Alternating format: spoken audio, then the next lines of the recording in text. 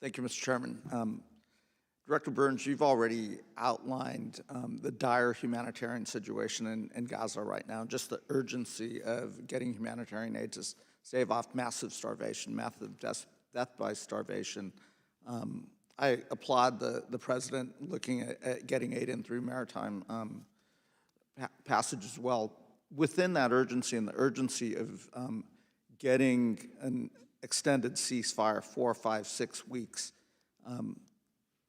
in the visits that we've had from the Saudi foreign minister, from King Abdullah, and others that you're negotiating with, there still remains that possibility of finding a peaceful, long-term solution in the Middle East where the Israeli people can live in security and feel secure, but it only comes with the ability of a Palestinian solution where the Palestinian people can also live with dignity and security. Is that your assessment? It is. And the longer this conflict goes on, again, in my conversations with some of these foreign ministers, they have, it becomes harder and harder because of what they're seeing in their streets. So there is some urgency to get that opening and then use those 4, 5, 6 weeks to negotiate a longer-term solution. Is that correct? I think you're exactly right. Right. Thank you. General Cruz, you've sat here patiently. Let me ask a question. I would have thought, a long time ago we would have passed the Ukraine supplemental aid, and I do firmly believe that the majority of my colleagues, Democratic and Republican, firmly support the people of Ukraine and want to get this done, and we have to get it done urgently. For the American people, the American taxpayers that may question, the funding, is it accurate to say that much of the supplemental funding will actually go to U.S. companies, U.S. production lines, create U.S. jobs in the defense of peace and freedom in Ukraine? Congressman, thank you for the question. And it is accurate to say that much of the supplemental aid goes directly to Ukraine. Much of it goes to the manufacturers of all of that equipment, which will go to defense industries, among others.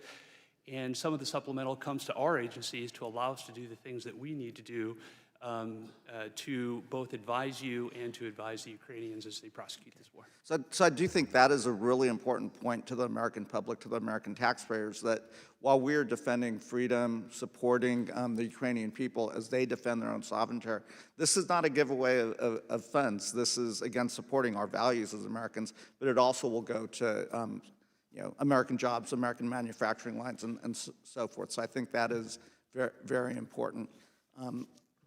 Let me shift now. We do spend a lot of time looking at the threats from Russia and China, but a lot of my focus area is on the Indo-Pacific, and we're seeing on the Korean Peninsula, Kim Jong-un, starting to do a little bit of saber rattling, and he's no longer talking about unification.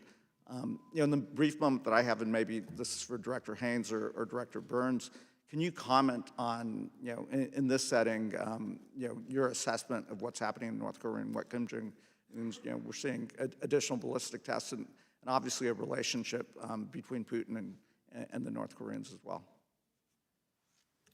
Thank you. I'll start, and please welcome, obviously, Director Burns and others weighing in on this. But I think you're absolutely right in some respects, but given the crowded environment that we are in for threats these days, the North Korea piece is not getting as much attention as it might normally get, and there have been a number of both rhetorical and actions that have been taken by Kim Jong-un that have been more provocative and in particular aimed at South Korea, at the Republic of Korea, indicating that the Republic of Korea is now enemy number one, calling for an amendment to the Constitution that makes clear that they are an enemy, doing things like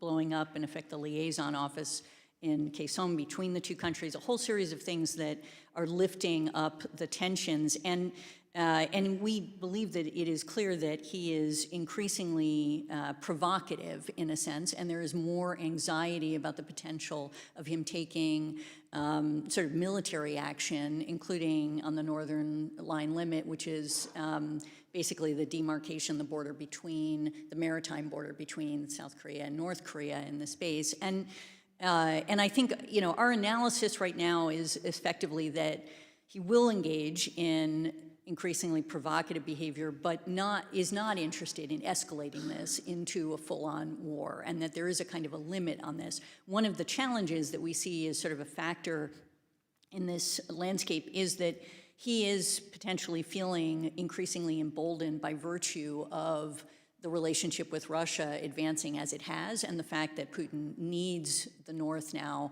for the munitions, for weapons, for other things, and as a consequence is less likely to effectively stand up, for example, in the UN Security Council or in other places to push back against North Korea's actions when they're provocative, and particularly in the nuclear space. So I think that's something that we're carefully watching, and I think it does sort of increase the risk of miscalculation and concern, and we've been working very closely with the Republic of Korea and our counterparts there to try to manage that.